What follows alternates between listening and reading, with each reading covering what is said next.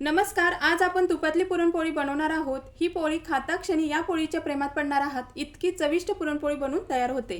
त्यासाठी पाणी गरम झाल्यावर 1 वाटी हरभरा डाळ, पाव चमचा हळद, अर्धा चमचा तेल घालून पाण्याला उकळी आल्यावर वरचा फेस काढून टाकायचा आणि अर्ध झाकण लावून डाळ मऊसूत शिजवून घ्यायची. तोपर्यंत कणिक मळून घेऊया. पीठ चाळून घ्यायचं. याच्यात हळद, चवीपुरतं बारीक मीठ घालून चांगलं मर्दून पीठ मळून घ्यायचं.